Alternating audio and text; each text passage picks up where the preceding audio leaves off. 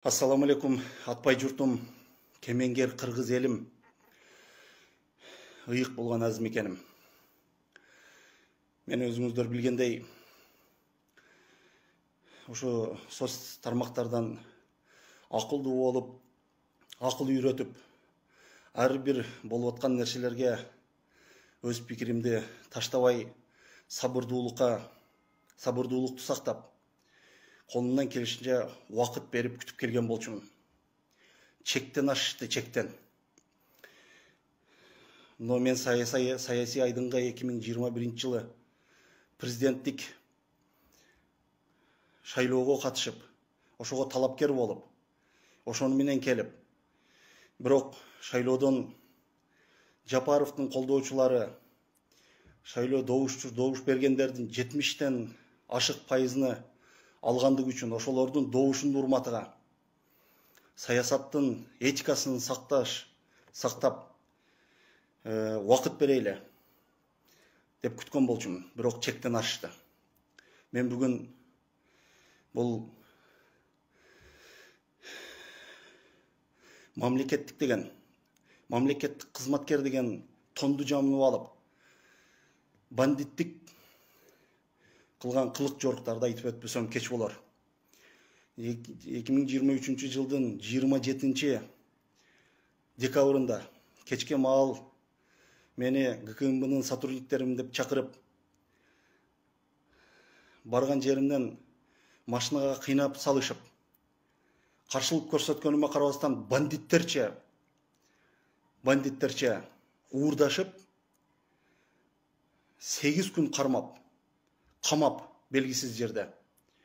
Үйдөгүлөрүмө, жакындарыма кабар бердиртпей, иш алып барып аткан компанияма кабар бердиртпей кармап жатышты. Албетте бул жөн эмес. Өзүңүздөргө, баарыңыздарга белгилүү болгондой, декабрь айдын аягы бул флешмоб жүрүп атты. Туудун алмашууга каршы акциялар жүрүп атты. Тынчтык митингдери пландалынып атты. Каршы пикир жарыялагандарды камоолор менен коштолуп атты. Мен да ушул нерседен кем калбай өзүмдүн пикиримди айтсам, мен дагы бир салымды кошсом деген нерсени кылдыртпай мен уурдап кармап жатышты.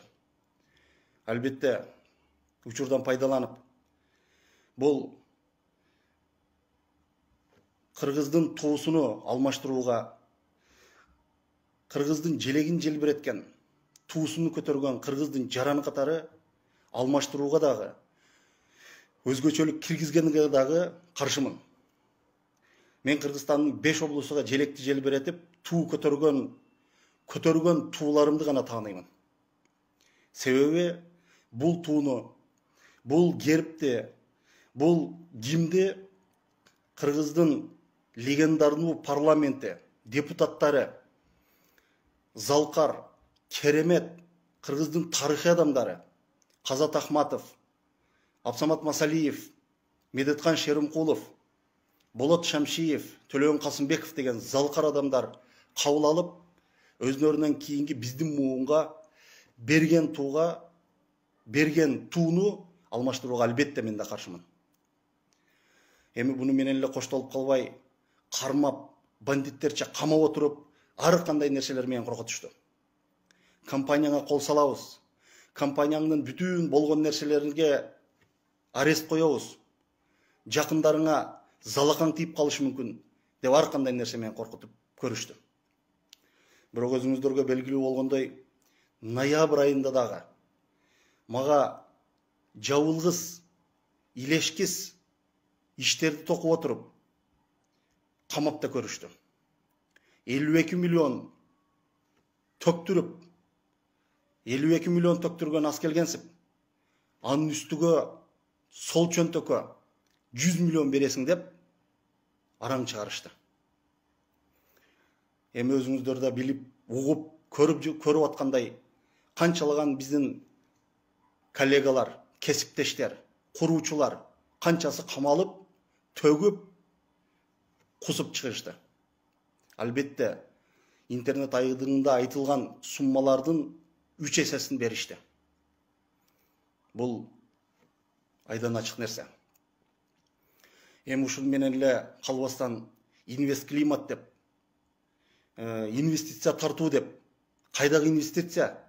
Өзүңөрдүн, өз өңөрдөн чыккан, өз ишкерлериңерди колдоонун ордуна куугунтуктаганыңар раз келгенсеп камап, камаганыңар раз келгенсеп кустуруп, кустурганыңар раз келгенсеп монтип уже өмүрүгө, ден соолуктарыга кол сала баштадыңар, чектен чыктыңар.